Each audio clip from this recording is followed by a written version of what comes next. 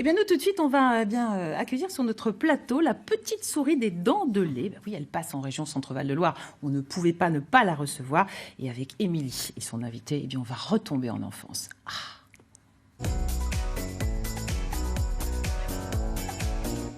Et notre invité pour cette chronique sur la petite souris des dents de lait n'est autre que son créateur, François-Xavier Poulain. Bonjour. Bonjour. Merci d'être venu par la région Centre-Val de Loire. Avec plaisir. On est ravis de vous recevoir. Alors, vous êtes auteur de cette collection, cette fameuse collection, La petite souris des dents de lait. Vous êtes aussi fondateur des éditions Rosebois. Et puis, Émilie nous racontera comment cette petite souris, squatte positivement les cours d'école, et les bibliothèques. Alors, la petite souris, c'est une héroïne de toute une série d'aventures, un peu à l'image de Martine. Forcément Martine, créée par le Belge Marcel Marly. Vous connaissez mon affection pour ce plat pays. Et c'est vrai, Émilie, que la collection des Martines, c'était une première en son genre, qui d'ailleurs reste une référence. Il y a même pas mal de parodies sur les Martines, mais on n'en parlera pas de ça. Oui, référence. Le mot est peut-être un petit peu fort, quand même. Si, de là à ce que les petites filles d'aujourd'hui s'identifient à Martine, quand même, il y a de la marge. Elle est un peu mièvre. Non, MeToo, pour elle, c'est tout au plus le nom qu'elle pourrait donner à son petit chat. En fait, c'est tout. Non, l'heure de la retraite a vraiment sonné pour Martine, mais comme on l'aime bien, on va travailler plus pour financer ça. D'ailleurs, Fantomette est déjà au taquet, pas de problème. Pas de vacances pour Fantomette. Non, Fantomette, elle, c'est la working girl, la bosseuse, la féministe, une vraie féministe. Alors qu'avec Martine, il n'y a pas que le petit chat qui ronronne, les histoires aussi, il faut bien le dire. Martine fait les courses, Martine embellit son jardin, Martine fait la cuisine, pas étonnant qu'à la fin, Martine tombe malade.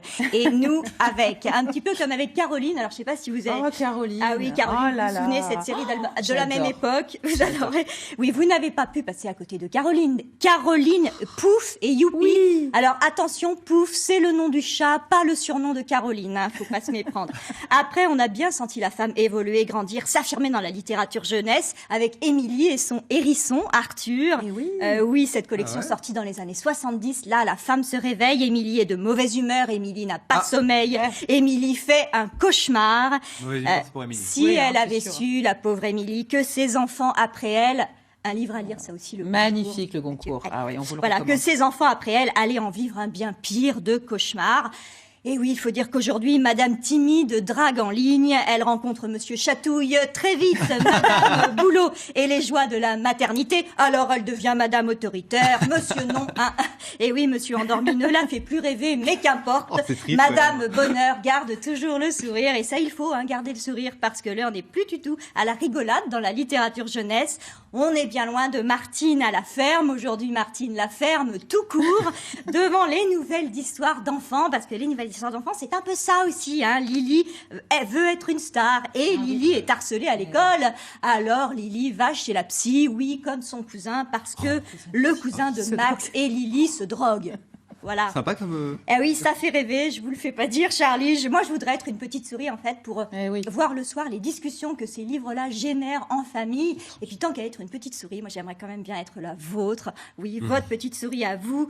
Parce que elle ne soulève pas les problèmes, mais les oreillers. Pour y découvrir les dents de lait et sensibiliser aux soins bucco-dentaires. Moi, je dis que ce livre-là, le vôtre, c'est carrément de la sagesse que de le lire à nos petits, d'autant qu'il brosse aussi le portrait de notre région. Et d'ailleurs, ce dernier numéro, La petite souris en Val-de-Loire, dans celui-ci, première question, qu'est-ce que l'on découvre sur notre région Centre-Val-de-Loire au travers de ce livre et quels sont les différents niveaux de lecture, car je sais qu'il y en a plusieurs.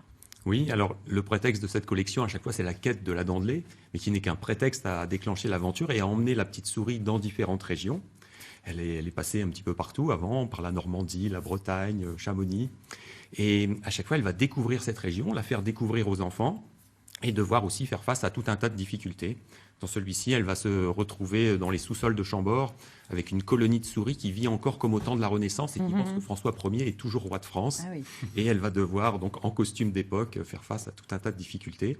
Mais comme les enfants, elle n'est ni grande ni forte, mais elle triomphe toujours des difficultés par sa ruse, sa persévérance et son courage. On apprend donc des éléments d'histoire, des éléments de monuments qui sont exacts. Vous avez vérifié tout exact, y compris le nombre de cheminées à Chambord. Oui. Vous avez vérifié ça scrupuleusement, je sais. Il y en a donc 282.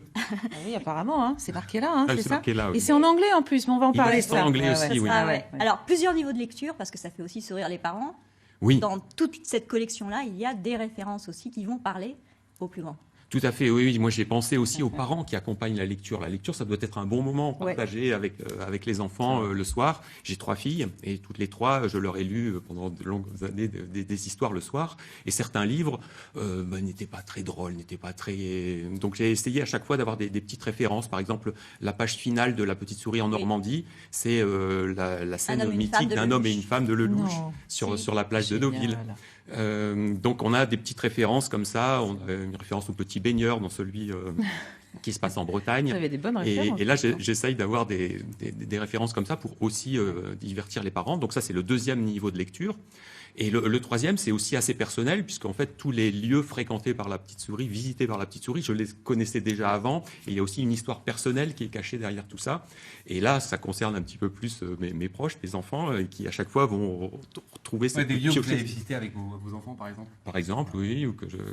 Alors, la Petite Souris est née d'ailleurs, de fait, grâce à vos enfants, grâce à Lily Rose, c'est ça? Tout à fait, oui, absolument. Quand elle avait 4 ans. À 4 ans, on n'a pas encore du tout l'âge de perdre ses dents. Pourtant, elle revenait de l'école en me disant « Papa, mes dents bougent, elles vont tomber ». On regardait, ses dents ne bougeaient pas du tout en fait. Mais elle était très très intriguée par les enfants qui perdaient leurs dents, les plus grands dans la cour de récréation. Et c'est ce qui m'a donné l'idée de ce premier livre. Le premier numéro. Où on la retrouve justement parce qu'elle aimait bien, quand je lui lisais des histoires de Martine ou autres, que je change le prénom de l'héroïne par le sien. Je lui lisais des histoires de Lily Rose qui fait ceci, qui fait cela. Et donc, tout naturellement, j'ai eu l'idée d'écrire cette petite histoire. Au début, c'était prévu pour être un exemplaire unique, pour son anniversaire, à lui offrir. Wow. Et j'ai demandé tout naturellement à Olivier Bailly, un ami de longue date, c'est un artiste qui crée des décors pour les parcs d'attractions. Il est spécialisé dans le monde de la jeunesse, il fait des choses magnifiques. Et je lui ai demandé tout naturellement de me faire quelques illustrations. Aujourd'hui, l'illustrateur attitré de la collection. Bien sûr, c'est avec lui que j'ai continué. Et donc, il m'a fait ses premières illustrations. Et quand on a eu terminé le livre, on s'est dit, bon, peut-être que ça pourrait plaire à d'autres enfants. Et comme ça, on a commencé un peu par accident cette collection. Bah, dis donc, c'est un bel accident. Hein, voilà. Oui. Et en fait, il y a toute une histoire. Souvent, les enfants aiment beaucoup que je leur raconte les histoires de la Petite Souris, mais ils sont très intéressés par l'histoire qui se cache derrière l'histoire. Et derrière toute la série, les parents aussi aiment bien. Et un jour, je ferai certainement un autre livre où je raconterai un petit peu tous les dessous de l'histoire, parce que ça m'a mené dans plein d'endroits sympathiques, ici d'ailleurs, aujourd'hui. On sera peut-être dans une des histoires. Oh, ce serait chouette, oui, que la Petite Souris fasse de la télé ou qu'elle vienne avec nous. C'est une très bonne idée, en tout cas, on aime bien, nous. Bon, je me suis laissé dire, mon petit doigt m'a dit, pour rester dans cet univers enfantin, que les enfants peuvent écrire à la Petite Souris, c'est ça? Absolument, ouais. Oui. Et il y a un véritable échange. Oui, tout à fait. Moi, j'ai voulu recréer un petit peu cet univers, parce que la Petite Souris, c'est quand même un personnage éminemment important pour les enfants de 4 à 8 ans. C'est presque plus important que le Père Noël. Les enfants qui sont sur le point de perdre une dent sont très très intrigués. C'est un personnage vraiment très important. Et donc sur le site internet qui s'appelle lesdentsdelait.com, les enfants peuvent lui envoyer un message, mettre leur photo, choisir un petit dessin et ça fait une petite carte qui est envoyée directement à la Petite Souris. La Petite Souris répond automatiquement. Elle a même un répondeur téléphonique. Ça a changé depuis les dernières Moderne. années. C'était pas comme ça. Ah ben nous on s'est bien fait avoir. Enfin vous êtes plus jeune, mais moi c'était pas comme ça la Petite Souris. D'accord. Et donc répondeur téléphonique, ça veut dire qu'il y a une voix. La Petite Souris elle a une voix. De la Petite Souris. Bon, elle n'est pas présente pour répondre en direct, mais il y a sa messagerie. C'est chouette ça. Donc on la personnalise, on la concrétise au maximum. Ouais. Bon, on va essayer. Tiens, on va téléphoner. Vous avez le numéro, on va voir. Alors la collection des Petites Souris, oui, il y a 10 ouvrages actuellement, et ça n'est pas fini. Ils sont traduits en anglais, ça c'est à savoir, c'est chouette. Oui. Et alors parmi les projets qui sont dans les tuyaux, mais il y en a un que j'adore. Où en est-il? L'adaptation de la Petite Souris en film d'animation. Ah oui, ça c'est un projet qui est long à mettre en place, mais ce serait vraiment une belle réussite. Mais ce serait impossible? Non, on y travaille. C'est un peu de temps encore pour en parler. Vous reviendrez nous en parler. Voilà, on partagera à nouveau les aventures de la Petite Souris. On a été ravis de vous recevoir, François-Xavier Poulain. Vous nous donnez des nouvelles de la Petite Souris. On va l'appeler de toute façon. Bonne continuation.